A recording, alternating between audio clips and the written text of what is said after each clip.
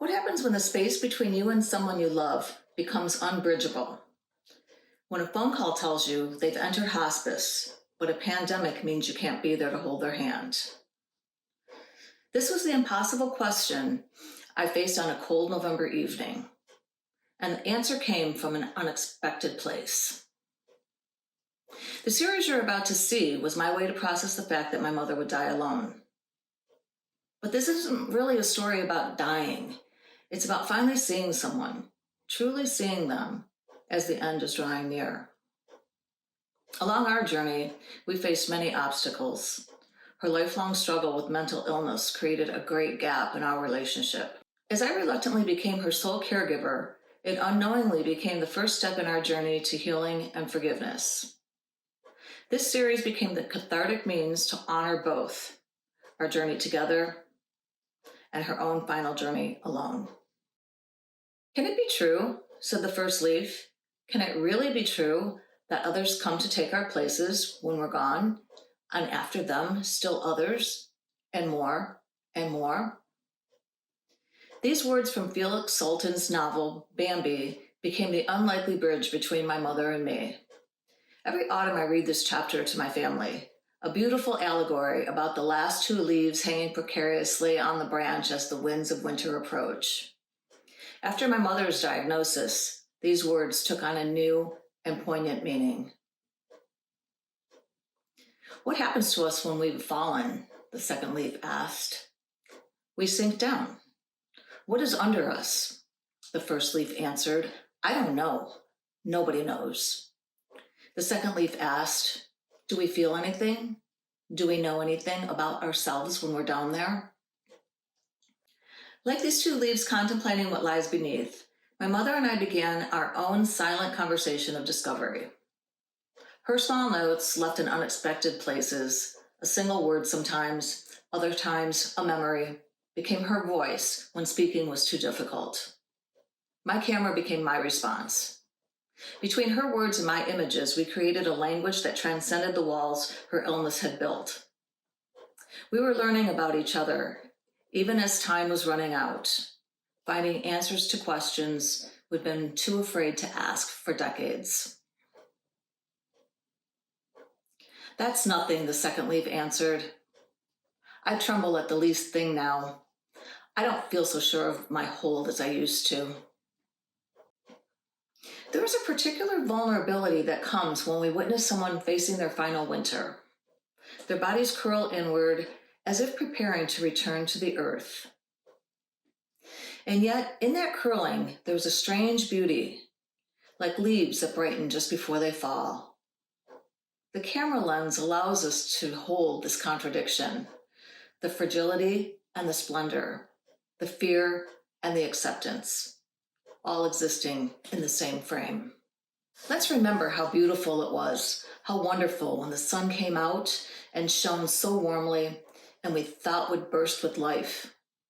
Do you remember? And the morning dew, and the mild and splendid nights. In the nursing home, the camera created a distance that paradoxically allowed closeness. For the first time, I truly see her without the weight of our history clouding my vision. Now the nights are dreadful, the second leaf complained, and there is no end to them. The nights become eternal for those who wait alone. This is perhaps the most difficult truth to hold, that some journeys must be walked in solitude, even when surrounded by love.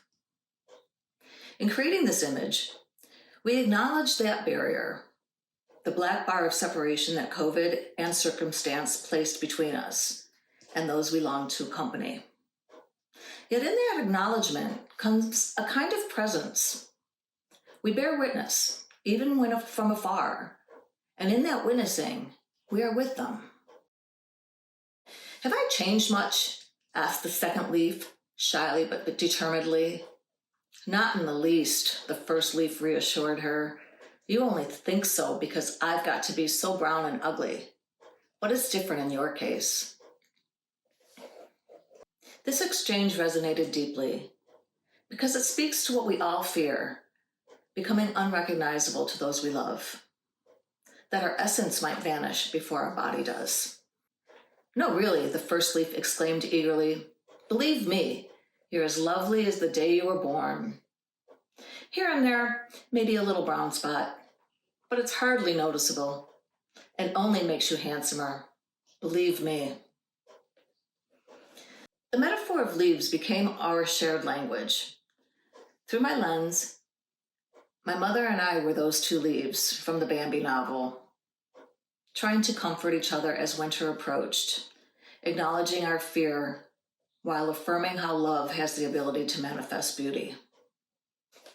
Thanks, whispered the second leaf, quite touched. I don't believe you, not altogether, but thank you, because you're so kind. You've always been so kind to me.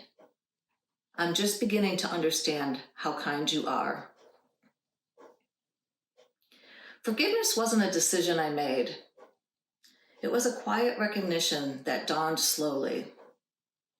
When I placed the camera to my eye, I realized my mother was no different from me. She simply wanted what we all want, love and acceptance. A moist wind blew, cold and hostile, through the treetops. The second leaf began to speak. But then her voice broke off. She was torn from her place and spun down. When my mother passed in July 2021, I understood that our work together wasn't finished. These images became our conversation across time, layering her body, the leaves, and the weathered walls of Detroit into a visual language that spoke when words could not. Winter had come. But winter isn't just an ending. The leaves don't vanish, they transform. Their essence returns to the earth that will feed next spring's growth. We all carry wounds from relationships that never quite fulfilled what we needed. But in that space, between what was and what could have been, lies the opportunity for a new conversation, one that can heal even when the other person can no longer speak. This is Winter Had Come. Not just my story, but perhaps yours too. Because we are all, in some way, learning to speak across the silence with those we struggle to understand. If my mother's journey resonates with yours, leave a comment below. And remember, sometimes the most profound connections happen in the space between words. Thank you for joining me on this journey.